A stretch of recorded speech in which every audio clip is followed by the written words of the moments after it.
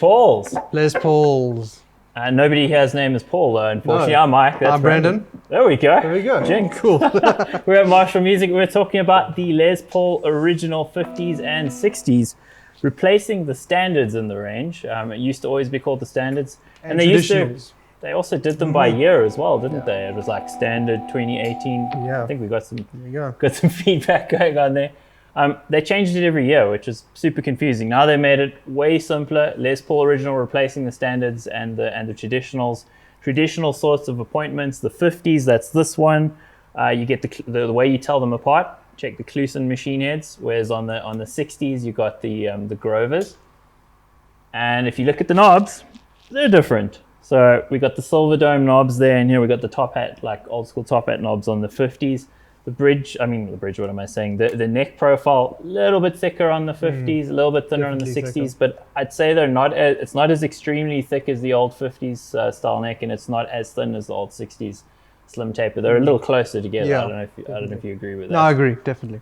But other than that, no weight relief, yet surprisingly light for a Les Paul, which is interesting. So Gibson are definitely more carefully selecting the woods in these than they were before. I mean, you're the Les Paul expert. What do you think about these? So, interesting thing about the woods, your top on the 60s got an AA maple top, plain maple top, whereas with the 50s, you actually just have plain maple top. Some of them actually do have a bit of flame in them. This one's got a little bit, but a it's little not bit on over purpose. here.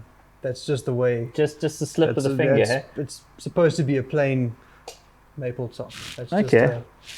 Well, I like it. I like the 50s. Cool. That's my vibe, actually. That's and I think the 60s is your vibe, right? Well, the 60s, the pickups are a bit hotter. On the 50s, you've got Alnico 2 magnets, Burstbucker 1 and a Burstbucker 2. On these, they've got something called a Burstbucker 61. The 61 R&T, both. yeah? That's correct, yeah. And that's Alnico 5, is it? Alnico 5 magnets. A little brighter, a little bit sort of punchier, a bit more attack. Rounder sort of note attack over here. Even though it's the same pickup, the bridge is slightly wounded hotter. It's got more windings than the neck.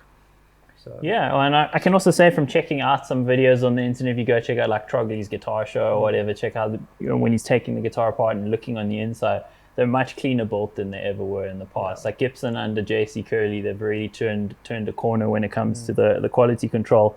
This guitar, I've looked at it a bit. I mean, compared to what you would have found maybe 2 or 3 years ago, it's still not quite like custom shop perfect, but it's really good in comparison to what they were before. They've definitely moved the game on in terms of their quality control. The fact that it's not backbreakingly heavy without being, what's it called, weight relieved. No holes drilled in, and it's still actually manageable. I think the current 50s and 60s Les Paul originals to me are like the best standards they've done in a long time. Yeah. So the 60s basically replaced the old standard, and then the 50s replaced the old traditional. A lot of confusion between what's the traditional and what's the standard back in the day. The 50s is based on the old traditional. Indeed it is, and of course price-wise in South Africa, you're looking at a retail about 55 on these. If you ask nicely, you'll get it for about what, 44, 45? 44, yeah. Wow, pretty good value. I mean, good value. Considering this is a $2,500 guitar, it's really not much off what it would actually sell for in America. So buying local actually works out, yeah. Exactly. I mean, if we compare it to some other local options, I mean, where the prices really aren't anywhere near what they are overseas, Gibson prices locally are actually sitting at a good place. Definitely. Well, I think we're sitting at a good place sitting at Marshall Music holding these guitars. You want to maybe just give us some music to call it an outro and say definitely. goodbye? One thing I have to mention, they smell fantastic. Oh, yes, they do. It's like a hazelnut kind of hazelnut, vanilla sort of thing. It's fantastic. All Gibsons. As soon as you open the case, it's just... Oh, yeah. It's a Gibson. So I've been Mike, this has been Brandon. We're at Marshall Music, your home for Gibson in South Africa. And of course, check out our Pretoria stores and our KZN stores as well. And of course, our online store. That's correct. Make some sounds. Cool.